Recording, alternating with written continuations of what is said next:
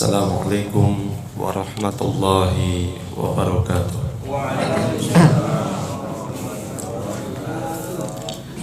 Innal hamdalillahi nahmaduhu wa nasta'inuhu wa nastaghfiruh wa na'udzu billahi min shururi anfusina wa sayyiati a'malina.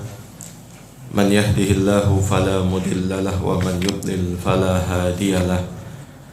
Wa asyhadu an la ilaha illallah wahdahu la syarika lah wa asyhadu anna Muhammadan abduhu wa rasuluhu la nabiyya ba'dah.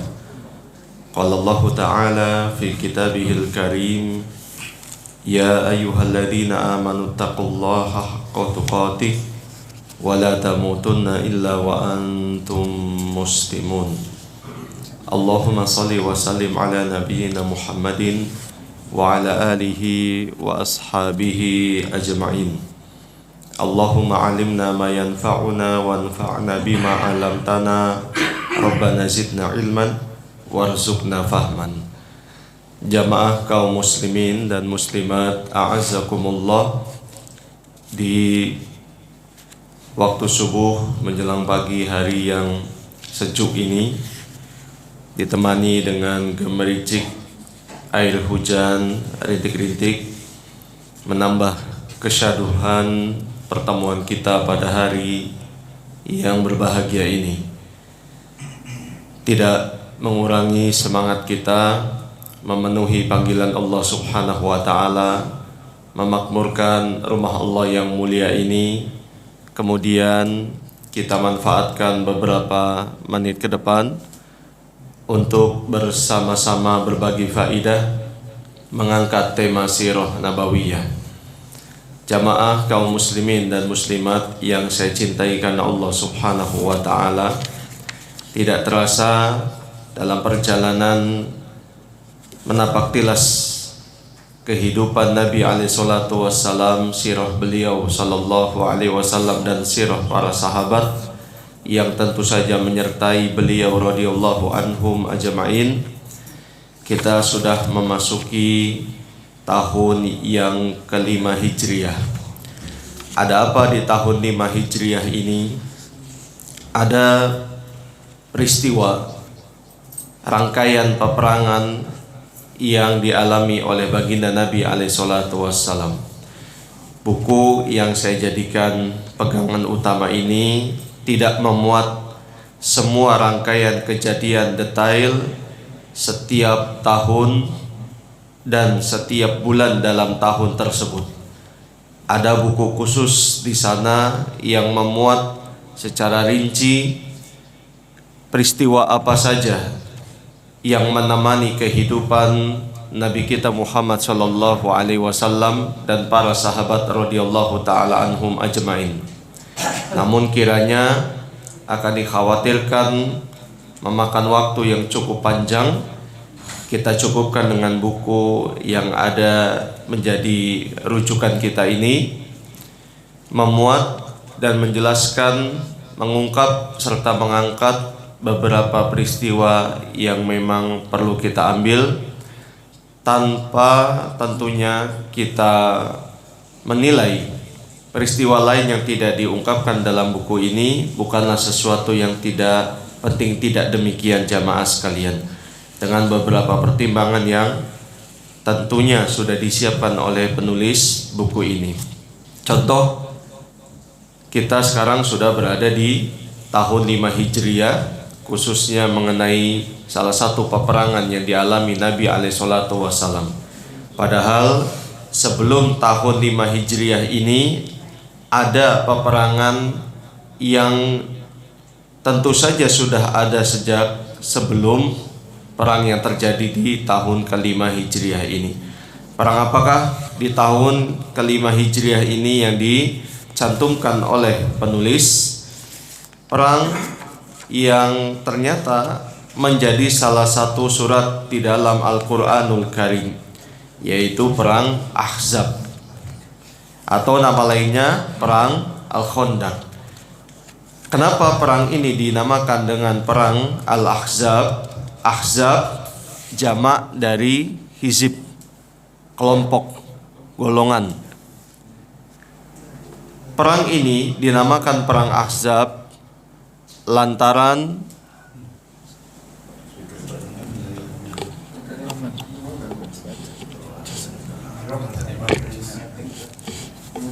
cek ada iklan sejenak, tidak apa-apa. Kita kembali kepada materi. Kenapa perang ini dinamakan dengan Perang Ahzab? Dari kata hizib, zamannya Ahzab. Hizib artinya kelompok, komunitas, golongan. Sebab di tahun 5 Hijriah pada perang ini kaum muslimin dikepung oleh beberapa suku bangsa Arab, ditambah dengan satu kabilah orang Yahudi. Itulah disebabkan atau itulah sebab dinamakan perang ini Perang Ahzab. Dan baru pertama kali Nabi SAW sepanjang sejarah berdirinya negara Islam di kota Madinah, 5 tahun tentunya sejak Nabi SAW hijrah, baru tahun ini beliau menghadapi musuh yang banyak dengan berbagai kumpulan kabilah suku yang pada saat itu memang ingin sekali membumi hanguskan kaum muslimin. Ada juga yang ikut terhasut, padahal belum pernah terjadi konflik dengan kaum muslimin. Beberapa suku yang tinggal bersebelahan bertetangga dengan kota Madinah. Akan tetapi isu-isu yang kala itu sedang menggejala membuat mereka terpengaruh, ikut-ikutan, follower kalau bahasa sekarang, hingga kemudian jumlah mereka 10.000 mengepung kota Madinah, yang kala itu maksimal para sahabat radhiyallahu taala anhum hanya 3.000 jiwa saja. Bagaimana caranya supaya kaum muslimin mengatasi keadaan yang begitu genting ini? Dinamakan juga perang ini Perang Khandaq lantaran diambil dari salah satu siasat kaum muslimin atas ide sahabat Salman Al-Farisi radhiyallahu taala anhu. Kita tahu jamaah sekalian, sebenarnya Salman sudah masuk Islam sejak dulu, sudah lama. Sejak Nabi SAW belum hijrah ke kota Madinah. Namun karena waktu itu Salman masih dalam ikatan perjanjian, bahkan dalam belenggu budak yang dibeli oleh seorang Yahudi, membuat Salman tidak mampu untuk ikut bersama menikmati indahnya jihad bersama Nabi SAW, baik sejak pertama kali hijrah ke kota Madinah ataupun perang-perang yang disaksikan langsung oleh Nabi SAW atau perang yang langsung diinstruksikan Nabi kepada para sahabatnya radhiyallahu taala anhum ajmain. Baru di tahun kelima Hijriah inilah dengan izin Allah tabaraka wa ta'ala Salman Al-Farisi ikut bersama nabinya sallallahu alaihi wasallam. Bahkan tidak tanggung-tanggung sumbangsi ide saran yang beliau sampaikan kepada Nabi alaihi salatu wasallam langsung diterapkan. Apa ide yang diberikan Salman Al-Farisi pada tahun kelima Hijriah ini? Dengan membuat sebuah parit besar, di mana itu menjadi kebiasaan orang-orang Persia, karena Salman berasal dari Persia, kalau sekarang Iran. Dulu kami, kata Salman Al-Farisi, apabila musuh mengepung dan ingin menyerbu kami, khondakna, kami membuat khondak ya Rasulullah, parit. Dari situlah kemudian dianggap ide yang cemerlang, ide yang bagus. Lalu Nabi SAW memerintahkan para sahabat untuk membuat parit besar, gunanya menghalau 10.000 pasukan orang-orang musyrikin ditambah kabilah Yahudi yang jahat untuk menyerbu kaum muslimin di kota Madinah. Berbagai buku sirah sejarah berbeda pendapat jamaah sekalian mengenai jarak berapa lama atau berapa panjang parit itu dibuat, berapa lama penyelesaian atau proyek penggalian parit ini. Ada yang mengatakan panjangnya 6 kilo. 6 kilo jamaah, bukan 6 meter. 6 kilo. Ada yang mengatakan 10 kilo. Kemudian berapa lebar ya berarti? Berapa lebar? Ada yang mengatakan 4 meter, ada yang mengatakan 6 meter. Kenapa dibuat agak lebar? Untuk menghalangi laju atau loncatan kuda. Karena kuda kan bisa meloncat dengan jarak yang jauh. Mereka memperkirakan dengan jarak sekian kuda tidak akan sanggup untuk meloncati parit tersebut. Dibuatlah sebuah parit yang agak lebar. Kemudian kedalamannya pun tidak jauh berbeda dengan lebarnya. Dibuat, ada yang mengatakan 4 meter, ada yang juga mengatakan 6 meter. Tujuannya pun sama, supaya kalau kuda itu terperosok, dia tidak bisa lagi ke atas. Demikian jamaah sekalian. Strategi itu dibuat dengan sangat detail. Jadi sahabat radhiyallahu taala anhum ajmain tidak ketinggalan, langsung Nabi alaihi salatu wasallam turun tangan, bukan hanya sebagai mandor, kamu yang di sana, kamu yang di sini, Nabi di atas melihat, tidak, langsung Nabi alaihi salatu wasallam pun ikut bersama mereka.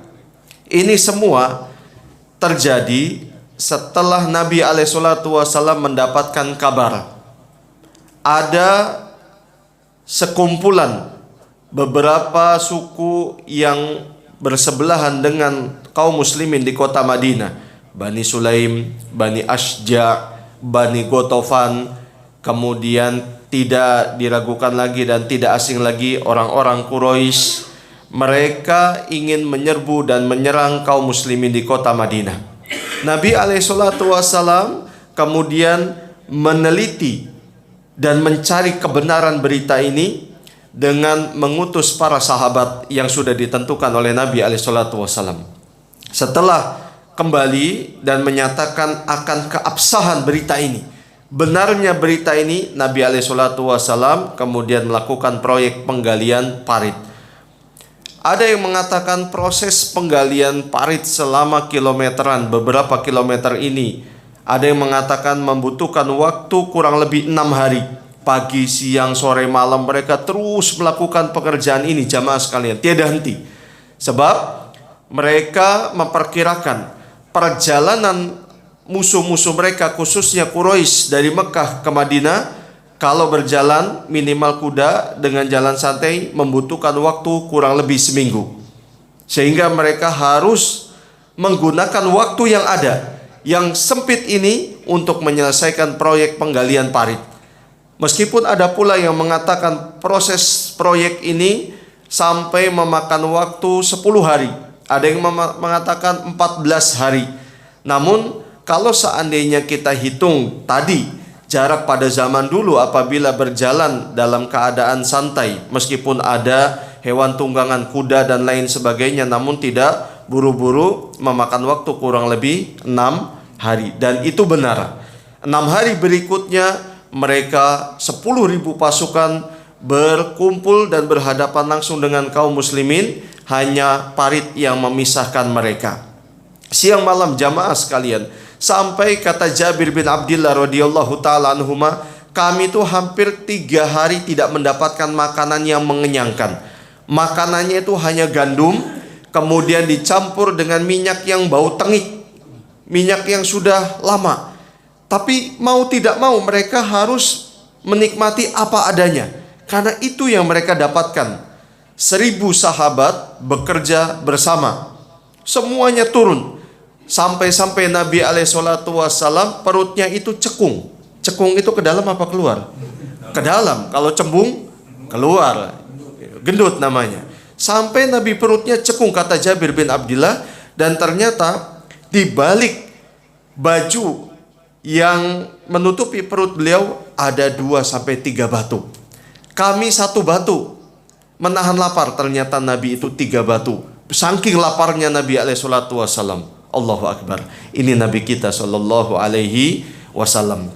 Itu pun tidak dikeluhkan. Tidak kemudian Nabi bersembunyi-sembunyi makan sejenak kemudian kembali lagi, tidak. Justru beliaulah sallallahu alaihi wasallam yang mendahulukan para sahabatnya, kalian makan dulu. Nabi terus bekerja.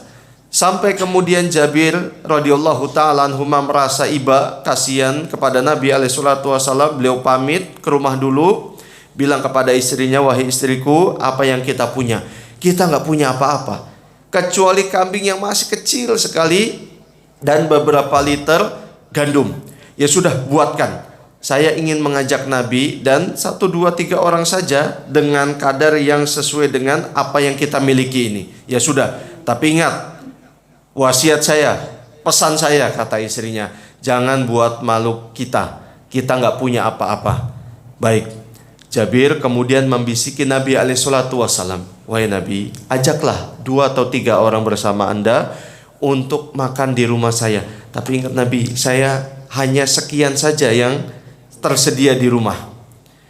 Kemudian Jabir radhiyallahu ta'ala anhuma seusai itu bersiap-siap. Dia pikir sesuai dengan rencana. Ternyata Nabi SAW berteriak, wahai orang-orang yang menggali parit, Jabir telah membuatkan makanan. Waduh, celaka saya, katanya. Bagaimana ini? Betul saja, 1000 orang itu berbondong-bondong ke rumahnya Jabir radhiyallahu ta'ala anhuma. Pas istrinya melihat, waduh, saya kan sudah pesan sama kamu, bika-bika, sampai istrinya bilang, kamu ini gimana sih? Suamiku, ya bagaimana lagi, saya udah bisikin, saya udah ingat pesan kamu. Ada yang ingat pesan istrinya di sini? Ada. Saya sudah ingat pesan kamu dan sudah saya sampaikan. Tapi ternyata Nabi malah mengajak semuanya. Namun Nabi SAW bukan tanpa maksud. Beliau SAW mengatakan, jangan kamu angkat hidangan yang sudah ada di tungkunya masing-masing. Sudah, biarkan saya yang atur. Nabi SAW atur, berikan semuanya, bahkan bisa kenyang dan bisa nambah. Padahal hidangan yang disiapkan istrinya Jabir radhiyallahu ta'ala anhuma itu hanya cukup maksimal 4 orang saja. Akan tetapi ini anugerah dan karunia dari Allah tabaraka wa ta'ala berupa mukjizat yang diberikan kepada Nabi kita Muhammad SAW. Makanan yang hanya cukup maksimal 4 orang bisa 1000 orang. Bahkan setiap orang itu bisa nambah berkali-kali. Bayangkan jamaah, 3 hari 3 malam itu tidak makan. Kalaupun makan gandum campur minyak tengik tadi, dan itu tidak mengenyangkan mereka, sampai Nabi perutnya tuh cekung. 3 batu harus mengganjal perutnya Nabi SAW.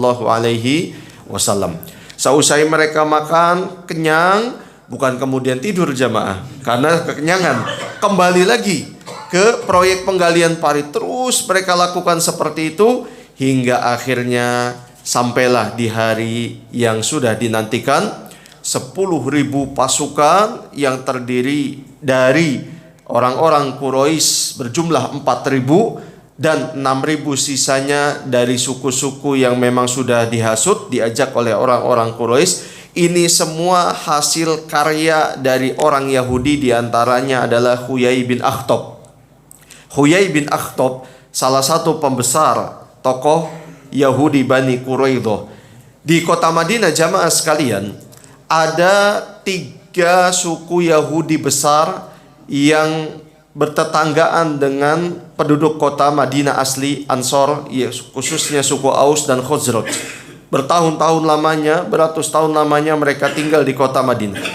Kedatangan Nabi SAW yang kemudian menciptakan ruh Islam di kota Madinah ini menyebabkan gerah, menyebabkan tidak nyaman 3 suku Yahudi yang besar mendiami kota Madinah saat itu.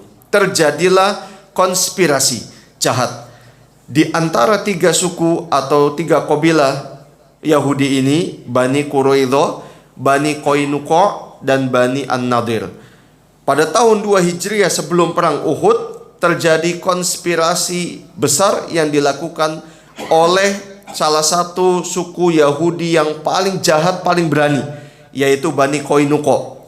Sampai kemudian Nabi SAW mengalahkan dan menundukkan mereka dan mengeksekusi orang-orang yang terlibat semuanya, lalu diusir dari kota Madinah. Diusir. Kemudian pada tahun keempat Hijriyah, ini dia yang menyebabkan Huyai bin Akhtab kemudian menghasut orang-orang Quraisy, membakar semangat dan keberanian mereka supaya menyerang kota Madinah di tahun kelima, karena terjadi di tahun keempat. melihat Bani An-Nadir. Bani An-Nadir ini juga benci, dendam karena saudaranya Bani Qainuqa diusir Nabi SAW. Tadinya mau dieksekusi semua, akan tetapi Abdullah bin Ubay bin Salul minta keringanan, lalu diusir saja oleh Nabi SAW sampai ke Syam. Mereka pindah hijrah ke negeri Syam. Bani An-Nadir balas dendam, sakit hati ngelihat sesama Yahudi dipisahkan dari mereka. Mereka membuat rencana, diundang Nabi SAW ke perkampungan mereka, sampai kemudian di antara mereka mau membunuh Nabi SAW dari atas atap Nabi, karena pada saat itu menunggu kedatangan mereka di salah satu benteng, di luar benteng. Lalu beliau duduk bersama beberapa sahabat, diantaranya Abu Bakar, Umar, dan lain sebagainya radhiyallahu ta'ala anhum ajma'in.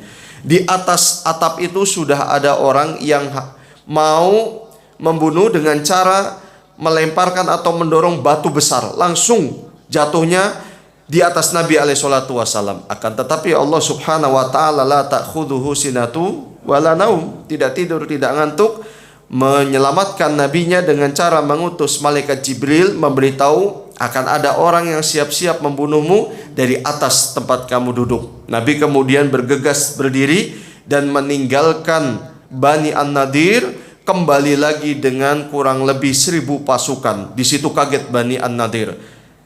Rencana jahatnya gagal, kemudian mereka pun diusir di Khaybar.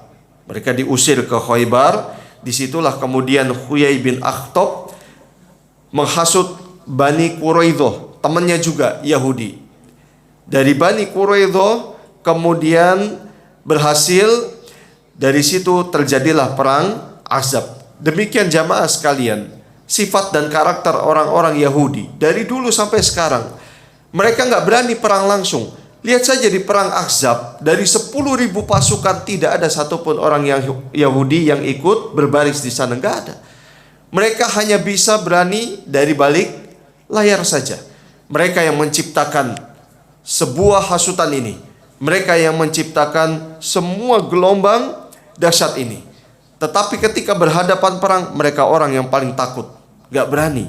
Semua ini dilakukan karena kebencian mereka kepada kaum muslimin. Sampai-sampai Ka'ab bin As'ad, tokoh dari Quraidah, awalnya gak mau mengkhianati perjanjian antara mereka, orang-orang Yahudi, dengan kaum muslimin. Gak mau. Selama ini Nabi SAW gak pernah beliau itu mengingkari janji. Beliau tidak pernah memaksakan supaya orang-orang Yahudi harus masuk Islam. Gak ada satupun. Dan itu persaksian jujur Ka'ab bin As'ad, tokoh dari Quraidah. Akan tetapi Huyai bin Akhtab terus menghasut dia. Huyai ini punya anak gadis perempuan namanya Sofia, yang kelak, dan ini mudah-mudahan kita bisa lanjutkan pertemuan berikutnya, perang Bani Quraidah, punya anak gadis yang di kemudian hari dinikahi oleh Nabi, dan beliau termasuk Ummahatul Mukminin, ibundanya orang-orang beriman, ibunda Sofia binti Huyai bin Akhtab radhiyallahu taala anha. Sebelum sampai situ, kita selesaikan dulu perang Ahzab. Akhirnya Ka'ab bin As'ad, lantaran dia merasa sudah terpojok, apalagi ini temannya dia sendiri, rasnya sendiri, berani mengkhianati kaum muslimin dengan cara membuka di pihak atau di sebelah utara. Karena di sebelah utara ini tinggal Bani Quraidah, membuka celah dan menghasut orang-orang Quraisy untuk bisa masuk. Tetapi sebelum mereka bisa masuk dari tempat Bani Quraidah yang ada di sebelah utara, sampai berita kepada Nabi SAW. Nabi SAW memiliki mata-mata jamaah sekalian. Tidak mengapa Nabi memiliki mata-mata. Kenapa Nabi kok bisa tahu adanya konspirasi, persekongkolan besar sampai menciptakan 10.000 pasukan untuk menyerang kota Madinah? Karena Nabi menebarkan mata-mata di manapun untuk mengetahui pergerakan musuh. Tidak mengapa mata-mata. Nabi SAW minta kebenaran ini. Diutuslah beberapa orang sahabat. Kata Nabi, kalau memang benar Bani Quraidah telah mengkhianati kita, berikan saya isyarat yang saya pahami. Kalau memang berita ini benar, jangan disebarkan, karena akan menurunkan mental kaum muslimin. Lihat siasat Nabi SAW. Berita-berita seperti ini jangan disebarkan. Tapi kalau seandainya berita itu tidak benar, mereka masih memegang perjanjian kita, maka sebarkan supaya menambah semangat kaum muslimin. Setelah diperiksa secara seksama dan detail, kembali lagi kepada Nabi, memberikan isyarat yang tidak diketahui kecuali Nabi saja Shallallahu Alaihi Wasallam. Ternyata berita itu benar. Bani Quraidah telah mengkhianati perjanjian dengan kaum muslimin. Sebab perjanjian yang ada pada orang-orang Yahudi, diantaranya Bani Quraidah, di awal-awal hijrahnya Nabi SAW, bunyi butir itu adalah mereka sama-sama saling melindungi satu dengan yang lainnya. Apabila kaum muslimin diserang, harusnya Bani Quraidah, Bani Nadir, Bani Qainuqa, dan orang-orang Yahudi yang menempati kota Madinah pada saat itu ikut membela, ikut melindungi.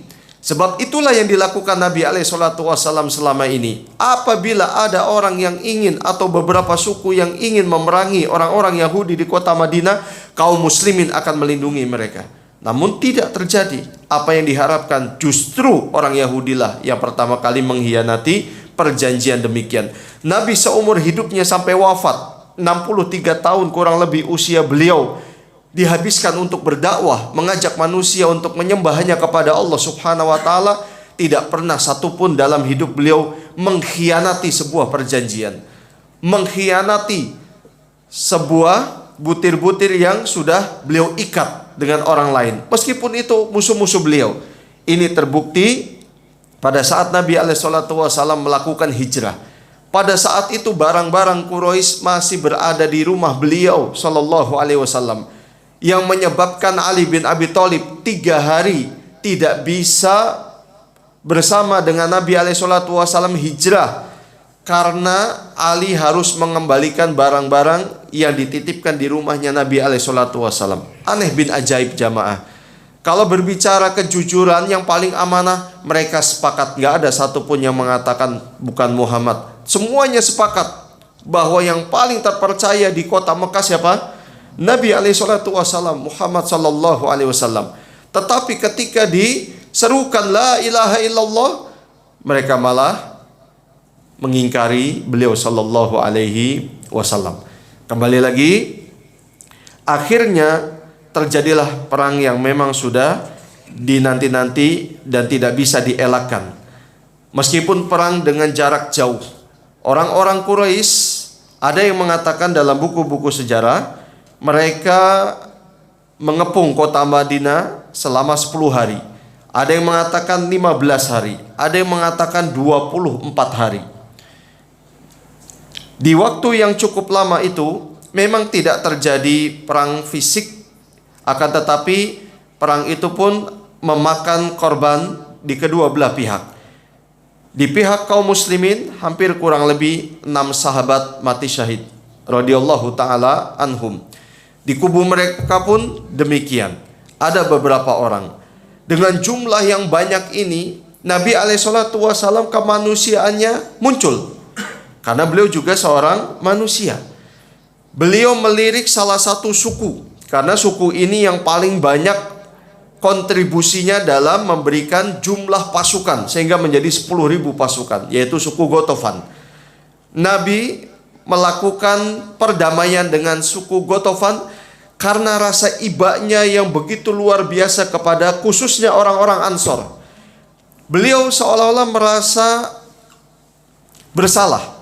Sejak kedatangan Nabi SAW, kota Madinah selalu saja terusik. Padahal dulu mereka hidup adem ayem, damai. Meskipun sesama Aus dan Khazraj juga perang. Akan tetapi Aus dan Khazraj saja sudah. Adapun dari suku-suku lain tidak. Namun setelah Nabi SAW datang, seolah-olah masalah bertubi-tubi tiada henti. Itu yang membuat Nabi SAW merasa iba, melirik suku Gotofan yang jumlahnya paling banyak kontribusinya pada saat itu berdamai. Bentuk perdamaiannya, sepertiga dari hasil kurma kota Madinah akan diberikan kepada suku Gotofan. Sebelum terjadinya perdamaian itu, Nabi SAW memanggil dua pemimpin besar suku Aus dan Khazraj, Sa'ad bin Mu'ad dan Sa'ad bin Ubadah radhiyallahu taala anhuma. Ini para pemuda jamaah sekalian. Usianya 38 atau sampai 40. Masih muda, masih bersemangat. Sa'ad bin Ubadah dan Sa'ad bin Mu'ad, yang satu dari Aus, yang satu dari Khazraj radhiyallahu taala anhuma, diajak rembukan, musyawarah oleh Nabi SAW. Padahal saat itu Nabi bisa saja langsung memutuskan kita damai.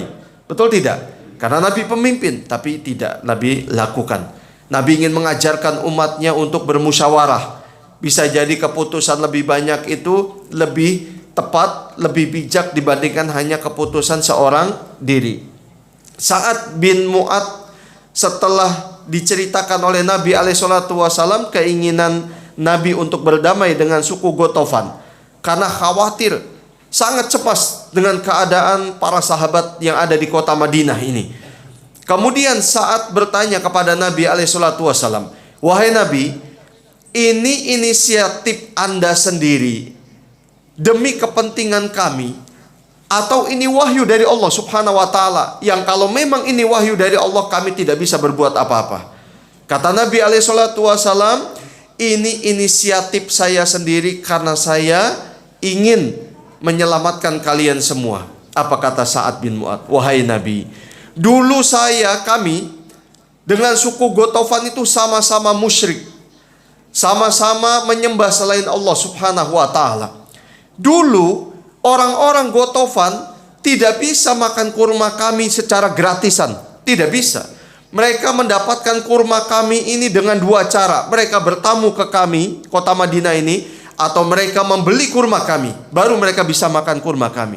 Sekarang kami dimuliakan Allah Subhanahu wa Ta'ala, memiliki agama Islam, menjadi orang-orang muslimin. Apakah kami akan memberikan secara gratisan kurma kepada mereka? Tidak. Kita lanjutkan perang." Wah, anta wadhak, kata Nabi SAW. "Kalau begitu saya ikut dengan usulan kamu." Lihat Nabi SAW masih muda jamaah sekalian, masih menggelora semangat mereka. Akhirnya berlanjut peperangan yang berefek kepada kematian Sa'ad bin Mu'ad, karena salah satu anak panah yang ditargetkan oleh musuh itu mengenai salah satu urat nadi Sa'ad. Darah terus mengocor, terus keluar, padahal sudah beberapa kali diberikan pengobatan. Salah satunya oleh Nabi SAW dengan pengobatan kai. Tahu pengobatan kai enggak?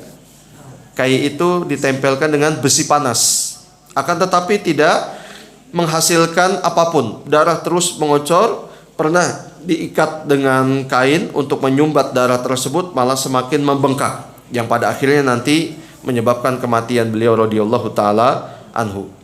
Ini puncaknya di perang berikut, yaitu perang Bani Quraidah. Jamaah sekalian yang berbahagia, secara ringkas Allah Subhanahu wa Ta'ala menolong nabinya dan kaum muslimin pada saat itu dengan dua cara. Cara pertama, salah satu suku Gotofan yang bernama Nuaim bin Mas'ud masuk agama Islam. Di saat-saat yang genting seperti itu, harusnya kan logikanya orang-orang musyrik semakin bersemangat, betul tidak jamaah? Supaya bagaimana nih membumi hanguskan orang-orang Islam. Apalagi orang-orang Quraisy itu sebel sekali, sebab perjalanan mereka ke negeri Syam itu terhambat gara-gara kaum muslimin kalau mau berdagang, karena harus melewati kota Madinah. Gara-gara ada kaum muslimin, perdagangan kaum Quraisy ke negeri Syam terhambat, sehingga mengurangi omset dan penghasilan mereka. Semakin semangat. Namun demikianlah cara Allah Subhanahu wa Ta'ala ketika ingin memberikan hidayah. Cara pertama, masuk Islamnya Nuaim bin Mas'ud, diam-diam datang kepada Nabi SAW. "Wahai Nabi, saya membenarkan kerisalahan Anda. Saya masuk agama Islam." Lalu dia bersyahadat di hadapan Nabi SAW, kemudian menawarkan diri, "Apa yang bisa saya bantu?" Nabi kemudian mengatakan, buat sesuatu supaya gejolak di dalam tubuh mereka. Paham Nu'aim bin Mas'ud. Akhirnya dia minta izin karena memang pada saat itu sangat dibutuhkan. Saya izin untuk berdusta wahai Nabi. Silahkan. Diizinkan untuk keadaan darurat ini. Akhirnya dia lancarkan kepiawaian Nu'aim bin Mas'ud dengan ucapannya yang bagus dan retorikanya yang hebat. Dia datang ke Bani Quraidah, kepada orang-orang Yahudi. Kata Nu'aim, wahai orang-orang Yahudi, kalian ini kan yang membawa 10.000 pasukan menyerang kaum muslimin. Betul tidak? Betul. Kalau seandainya mereka menang dan berhasil mengalahkan umat Islam, kalian mungkin aman. Tetapi coba bayangkan kalau seandainya mereka kalah, atau mereka kemudian tidak mendapatkan hasil apapun. Sudah berhari-hari mereka mengepung kota Madinah, namun tidak berbuahkan hasil karena ada parit. Mereka kembali, kalian tidak bisa kemana-mana karena rumah kalian di sini. Apa yang akan dilakukan oleh Muhammad nanti? Pasti kalian yang akan dijadikan target. Masuk akal. Wah, betul juga. Terus bagaimana dong menurut kamu? Menurut saya, ambil jaminan 2 orang Quraisy untuk tinggal bersama kalian, supaya nanti apapun yang terjadi orang-orang Quraisy tidak berani macam-macam. Wah, masuk akal. Kami setuju dengan pendapat kamu. Sudah sepakat. Nu'aim giliran ke orang Quraisy. Wahai orang Quraisy, saya mendengar kabar Bani Quraidah ini akhirnya merasa menyesal dengan pengkhianatan mereka. Merasa menyesal. Mereka pun pasti akan meminta kepada kalian jaminan supaya kalian itu nanti seolah-olah tidak merasa mengkhianati mereka. Kalau seandainya Bani Quraidah nanti minta jaminan, jangan kalian berikan, karena itulah bukti mereka sudah menyesal atas pengkhianatan kepada Muhammad. Betul, tidak lama Bani Quraidah datang kepada orang-orang Quraisy, minta jaminan 2 orang. Wah, betul nih yang dikatakan Nu'aim bin Mas'ud radhiyallahu taala anhu. Akhirnya sesama mereka pun saling sorot menyoroti dan tidak lagi saling percaya. Kalau sudah begitu, otomatis kehebatan sebuah pasukan berkurang karena sudah tidak lagi saling percaya. Ini pertolongan Allah Subhanahu wa taala yang pertama. Pertolongan Allah Subhanahu wa taala yang kedua dengan mengirim angin yang sangat kencang. Padahal angin itu pun melewati kaum muslimin, tetapi tidak terjadi pengaruh apa-apa. Ketika sampai di kampnya orang-orang musyrikin, khususnya Quraisy sebanyak 4.000, kocar-kacir mereka dibuat, kemah-kemah yang didirikan hancur, berantakan, dan perapian yang mereka pasang pun semuanya padam, membuat keadaan sudah tidak lagi teratur. Ini keadaan kedua yang ditolong oleh Allah Subhanahu wa taala. Hingga keesokan harinya yang pada saat itu dipimpin oleh Abu Sufyan, belum masuk Islam, memutuskan untuk kembali ke kota Mekah. Ada satu pertanyaan, kenapa Allah Subhanahu wa taala tidak menghancurkan 4.000 pasukan orang-orang Quraisy sekaligus pada malam itu? Tidak membunuh semuanya. Ada beberapa yang terbunuh. Itu yang menyebabkan Abu Sufyan kemudian melihat, wah, ini petaka.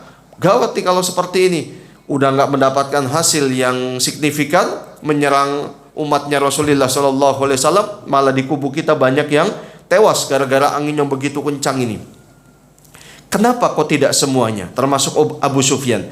Karena Allah Subhanahu wa taala dengan ilmunya mengetahui di antara mereka nanti akan ada yang masuk Islam. Ya Abu Sufyan, Khalid bin Al-Walid, Ikrimah bin Abi Jahal, anaknya Abu Jahal, Ikrimah, beliau masuk Islam pada saat Fatu Mekah di tahun ke-8. Itulah sebabnya Allah Subhanahu wa taala tidak menghancurkan mereka semua. Angin, sama-sama angin, tapi angin yang satu ini tidak sebagaimana angin yang dikirimkan Allah untuk membinasakan kaum Ad. Kaum Ad itu kaumnya Nabi Hud alaihissalam. Karena kaum Ad salah satu adabnya angin besar, kemudian mengangkat mereka selama 8 hari, diputar-putar sampai dengan izin Allah lepas kepala dari badannya. Itu salah satu siksaan. Naudzubillah min dzalik. Bayangkan 8 hari diputer-puter jamaah tuh, apa enggak keluar semua isi perut. Tidak heran sampai berantakan tubuh mereka. Waliyadzubillah. Inilah jamaah sekalian peristiwa ringkas dari perang Ahzab atau perang Khandaq yang terjadi pada tahun 5 Hijriah. Terakhir, pelajaran penting yang kita bisa ambil dari perang ini. Pertama, bergabungnya pemimpin Yahudi kepada kaum musyrikin untuk memerangi Islam adalah bukti nyata kesamaan tujuan mereka. Ingin menghancurkan, membumi, hanguskan kaum muslimin. Apapun dilakukan untuk bisa meluluh lantahkan dan menghancurkan kaum muslimin. Dan ini Allah Subhanahu wa taala sudah tegaskan di beberapa firman-Nya dalam Al-Qur'anul Karim. Keadaan mereka nggak akan pernah senang. Ideologi mereka memang berbeda, tetapi tujuannya sama. Kadang-kadang ideologi, keyakinan, cara pandang yang berbeda itu mereka kesampingkan dulu. Padahal hati mereka juga nggak suka satu dengan yang lainnya. Tapi demi ingin menciptakan tujuan yang sama, mereka alihkan dulu. Mereka bersatu, kemudian mereka targetkan semua panah-panah kebencian untuk diarahkan kepada tubuh kaum muslimin. Di antaranya Allah berfirman dalam surat Al-Baqarah ayat 120, "Walan tardu ankal yahud walan nasara hatta tattabi'a millatahum."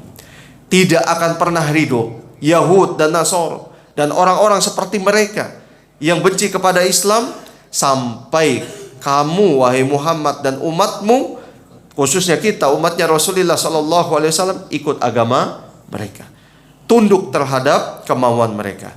Ini sudah menjadi harga mati jamaah sekalian. Harusnya kita paham. Tidak mungkin sia-sia firman Allah Subhanahu wa taala ini. Tidak mungkin sebuah berita yang memungkinkan adanya 50% benar, 50% tidak benar. Tidak mungkin, karena Allah Subhanahu wa taala zat yang maha mengetahui. Al-Alim, maha mengetahui. Walan tardu ankal yahud walan nasara hatta tattabi'a millatahum. Yang kedua, pelajaran penting yang bisa kita ambil, musyawarah Rasulullah sallallahu alaihi wasallam kepada sahabat setelah tahu rencana orang-orang musyrik. Ini menunjukkan pentingnya musyawarah jamaah sekalian. Bahkan ada namanya surat Asy-Syura. Artinya musyawarah. Musyawarah diambil dari bahasa Arab. Musyawarah. Jadi musyawarah. Contoh dalam surat Ali Imran ayat 159. Allah Subhanahu wa taala berfirman, "Wasyawirhum fil amri." Ajaklah mereka bermusyawarah dalam memutuskan perkara.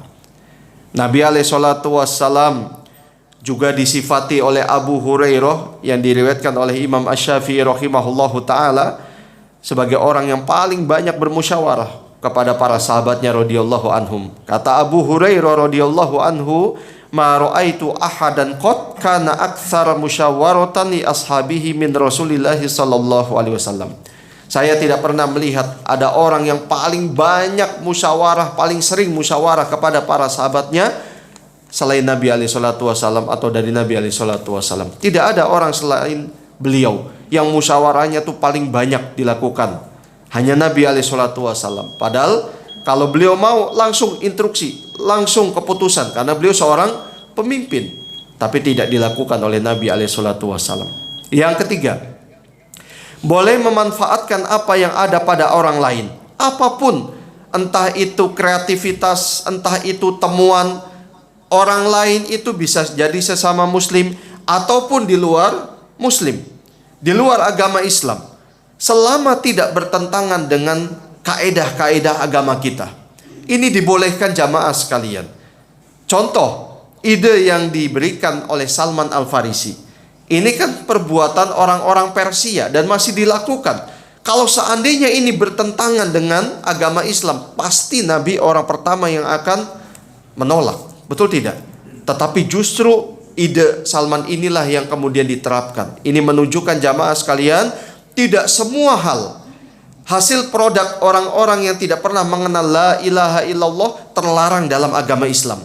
Agama Islam punya aturan main sendiri, punya kaidah sendiri, sebagai filter, sebagai saring untuk bisa menerima apa yang dibolehkan, apa yang tidak dibolehkan, dengan tetap memegang rumus lakum dinukum waliyadin. Pentingnya kita menuntut ilmu. Yang keempat, pelajaran penting yang bisa kita ambil dari peristiwa ini, keterlibatan langsung Rasulullah Sallallahu Alaihi Wasallam dan para sahabatnya dalam penggalian parit dengan memanggul tanah bersama-sama merupakan sebuah pelajaran bagi para dai. Ini dikhususkan oleh penulis kepada para dai, tetapi kalau boleh kita kembangkan kepada siapapun, kepada para pemimpin dengan dalam bentuk skala apapun, entah skalanya kecil, ruang lingkupnya kecil, sedang, besar, atau paling besar. Kejadian yang dialami Nabi SAW menjadi pelajaran bahwa orang tersebut jangan hanya memerintahkan kepada orang yang bisa diperintahkan, namun dia juga ikut andil dalam masalah tersebut. Kemudian pelajaran penting yang berikutnya adalah pengaruh teman yang sangat besar. Betul jamaah sekalian, Nabi SAW sampai mengingatkan almar'u ala dini khalilihi falyanzur ahadukum man yukhalilu. Orang itu tergantung agama temannya. Lihatlah siapa yang kalian jadikan teman. Abu Thalib sampai mati di atas kesyirikan lantaran teman-temannya, yang itu membuat dia tidak enak kalau seandainya menyelisihi teman-temannya sendiri, sampai kemudian menghembuskan nafas terakhir tidak sebagaimana yang diinginkan Nabi SAW. Padahal mengakui apa yang dibawa oleh keponakannya Muhammad bin Abdillah al-Hashimi al-Qurashi SAW itu kebenaran, yakin. Tetapi lantaran tidak enak dengan teman, itulah yang membuat dia menolak semuanya sampai akhirnya menutup usia dengan agama nenek moyang. Naudzubillah min dzalik. Yang keenam, pelajaran penting yang bisa kita ambil dari peristiwa ini, ketika Rasulullah SAW mendapatkan informasi tentang pengkhianatan Bani Quraidah, beliau mengutus para sahabat. Hal ini menjelaskan demikianlah seharusnya sikap seorang mukmin ketika mendapatkan informasi, tidak tergesa-gesa mengambil sikap. Yang pertama. Kemudian yang kedua, beliau pun memberikan pesan kepada sahabat yang mencari kebenaran akan berita tersebut untuk tidak langsung menyebarkan begitu saja. Cukup Nabi SAW yang mengetahui jika memang pengkhianatan Bani Quraidah itu benar, supaya tidak berimbas turunnya mental kaum muslimin. Ini mengajarkan kita untuk berhati-hati jamaah sekalian terhadap semua berita yang kita dengar. Semua berita yang kita dengar, cek dulu benar atau tidak. Kalau ternyata memang benar, belum berhenti sampai di sini. Layak nggak kita sebarkan? Layak nggak kita teruskan kepada manusia? Sebab cara pandang orang itu tidak sama. Bisa jadi cara pandang dan cara pemahaman dia terhadap beritanya satu, tapi pemahaman yang berkembang bisa jadi beda-beda. Ini yang dikhawatirkan oleh Nabi SAW kurang lebih 14 abad tahun yang lalu. Hati-hati. Apalagi kalau memang tujuan kita sengaja untuk menyebarkan berita-berita bohong ini, diancam oleh Nabi SAW. Dalam sabdanya yang diriwayatkan oleh Imam Muslim dari sahabat Abu Hurairah radhiyallahu taala anhu, Nabi SAW bersabda, kafa bil mar'i kadziban an yuhadditsa bi kulli ma sami. Cukup orang ini dikatakan dusta bohong apabila dia menceritakan semua yang dia dengar. Dalam hadis riwayat Imam Abu Daud, bahkan lebih menungkik dan lebih mengerikan lagi, Nabi SAW bersabda, kafa bil mar'i itsman an yuhadditsa bi kulli ma sami. Cukuplah orang ini dikatakan berdosa apabila dia menceritakan semua yang dia dengar. Kenapa kok ancamannya dia bohong, dia berdosa? Karena orang kalau sudah candu, tidak waspada, tidak lagi mau meneliti berita yang dia dapat sebar, yang dia dapat ceritakan. Bisa jadi berita-berita itu terdapat unsur-unsur kebohongan atau unsur-unsur yang memadorotkan. Itulah sebabnya orang ini dikatakan pembohong. Padahal bisa jadi dia ini nggak bohong, dia hanya menyebarkan. Tapi dia juga mewasilahi, memerantarai adanya kebohongan dari berita tersebut. Waliyadzubillah. Kemudian pelajaran penting yang berikutnya adalah Musyawarahnya Rasulullah Sallallahu Alaihi Wasallam dengan dua sahabat yang tadi rencana Nabi mau berdamai dengan suku Gotofan. Dipanggillah dua pemimpin di kota Madinah, suku Aus dan Khazraj. Lalu akhirnya Nabi SAW ditanya ganti oleh Sa'ad bin Mu'adz. Ini wahyu atau ini inisiatif Anda sendiri, ide Anda sendiri. Kata penulis di sini, dalam hal ini kita dapat mengambil pelajaran sejauh mana ide itu dapat diterima.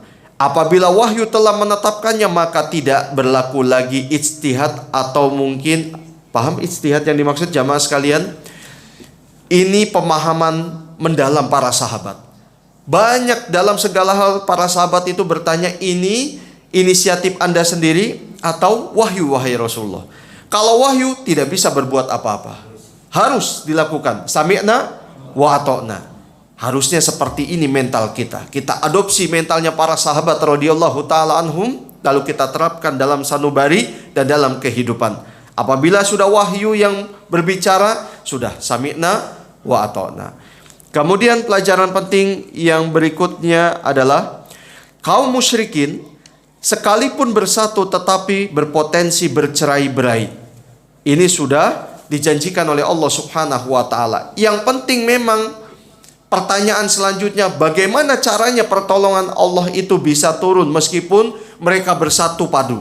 Seperti halnya Allah berfirman dalam surat Al-Anfal ayat 18, "Dzalikum wa annallaha muhinu kaidil kafirin." Demikianlah karena karunia Allah yang dilimpahkan kepadamu, dan sungguh Allah melemahkan tipu daya orang-orang kafir. Tentu saja dengan cara menolong agama Allah Subhanahu wa taala, mengedepankan iman dan takwa kepada Allah Subhanahu wa taala. Kemenangan itu tidak berbanding lurus dengan jumlah.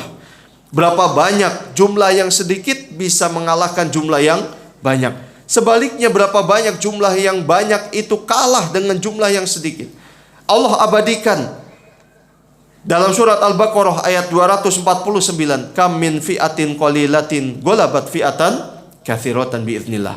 Berapa banyak pasukan yang kecil bisa mengalahkan pasukan yang besar dengan izin Allah Subhanahu wa taala. Namun untuk mendapatkan pertolongan tersebut tentunya syarat-syarat pun harus terpenuhi. S dan K berlaku. Apa tuh?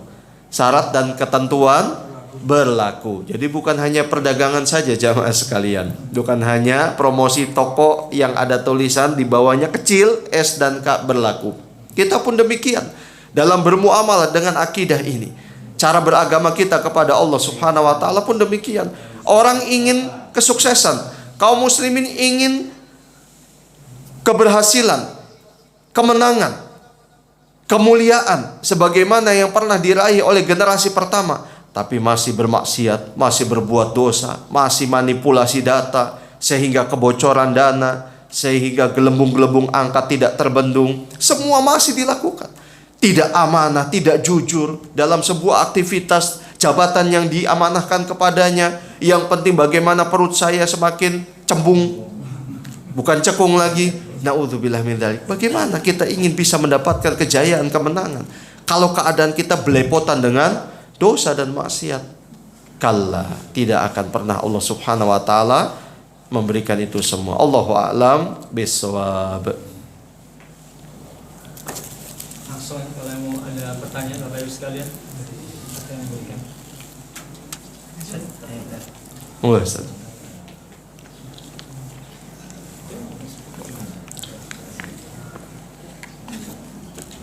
Assalamualaikum warahmatullahi wabarakatuh. Assalamualaikum warahmatullahi wabarakatuh. Mengapa informasi yang datang dari Rasul selalu banyak yang berbeda-beda, membuat umat maupun kita semua sering ada perselisihan di antara kita? Sebabnya apa, Ustaz? Bismillahirrahmanirrahim. Pertanyaan bagus sekali, Ustaz. Kenapa informasi, kalau bahasa kita hadis Nabi Shallallahu Alaihi Wasallam banyak sekali perbedaan redaksi, ungkapan. Hal seperti ini sangatlah wajar dan sangat mudah kita pahami.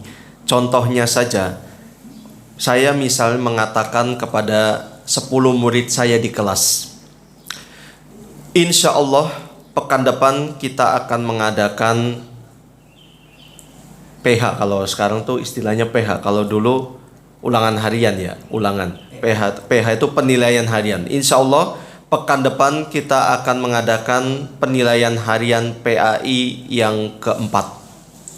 Dari 10 siswa saya ini bisa jadi semuanya menggunakan ungkapan yang berbeda-beda. Siswa yang pertama hanya mengatakan pekan depan PH 4. Siswa kedua mengatakan, Pak Guru kemarin mengatakan insya Allah pekan depan kita PH 4. Siswa yang berikutnya pun bisa jadi jauh berbeda.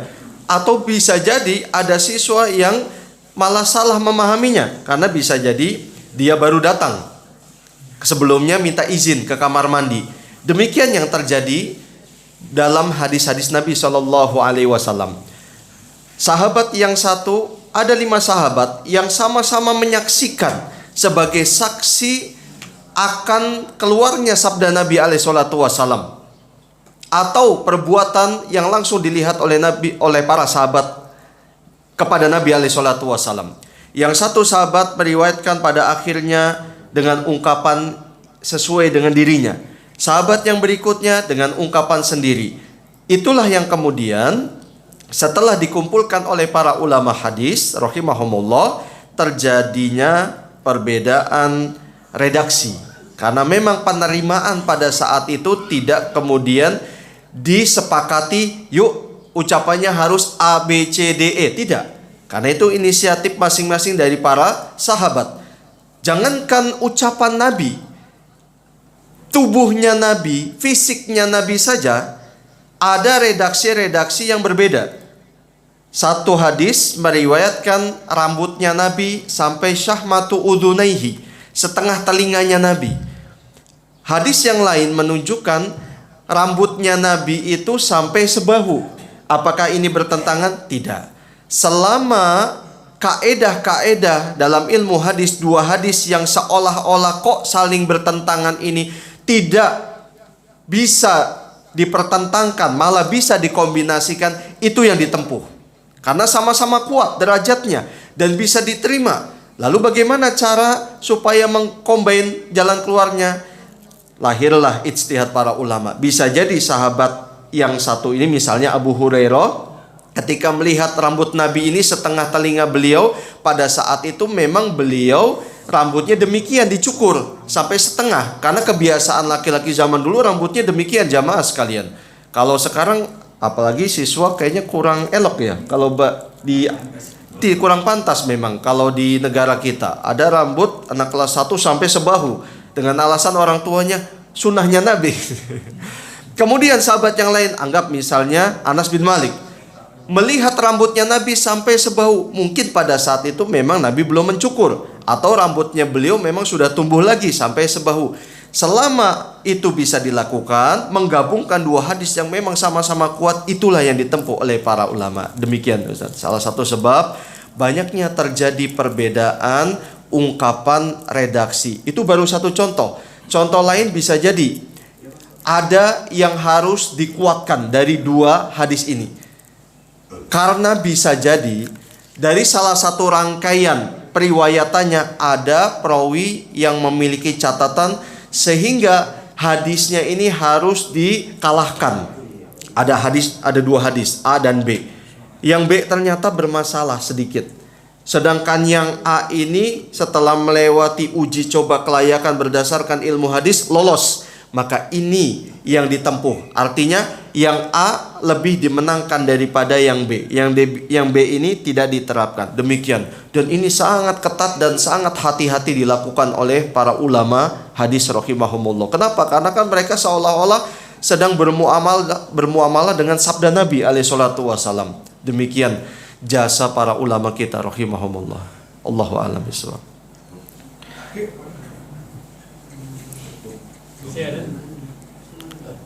Cukup? Baik. Enough.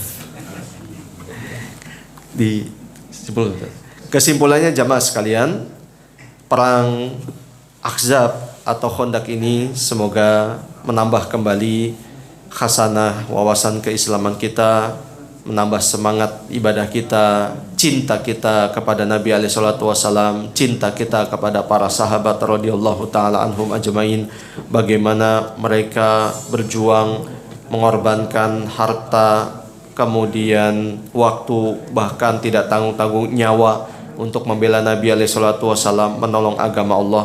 Semoga kita termasuk hamba-hamba Allah yang senantiasa membela agama Allah subhanahu wa ta'ala sampai akhir hayat kita. Demikian kajian yang bisa kita lakukan pada hari ini. Wassallallahu wasallam ala nabiyyina Muhammad wa ala alihi wa sahbihi ajma'in. Subhanakallahumma wa bihamdika asyhadu an la ilaha illa anta astaghfiruka wa atubu ilaik. Assalamualaikum warahmatullahi wabarakatuh.